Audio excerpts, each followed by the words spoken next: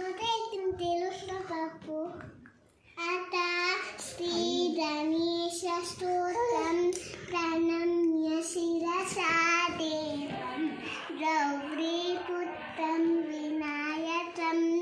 భక్తావాసం స్మరే నిత్యం ఆయుష్కామార్థసిద్ధయే ప్రథమం వక్రతుండం చ ఏకదం తం ద్వితీయకం తృతీయం కృష్ణపిండాఖ్యం గజభద్రం చతుర్థకం లంబోదరం పంచమం చ షష్టం వితతమేవ చ సప్తమం విఘ్నరాజేంద్ర ధూమ్రవర్ణం తటాస్తమం నవమం బాలచంద్రం చ దశమం తు వినాయకం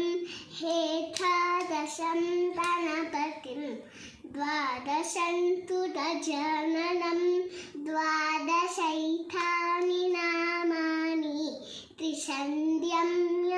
పతే నరః న చ విఘ్నభయం తస్యాం सर्वसिद्धितरं परं विद्यार्थी लभते विद्यां धनार्थी लभते धनं पुत्रार्थी लभते पुत्रां मोक्षार्थी लभते गतिं जपेन् गणपतिं स्तोत्रं सर्वेर्माशैतुलं भवे इति श्रीनारदं पुराणे सन्तस्तनाशना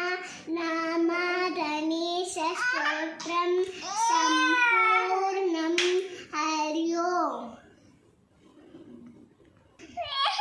ಚೆನ್ನಾಗಿ ಫ್ರೆಂಡ್ಸ್ ಲೋಟ ಹೇಳಿದ್ದು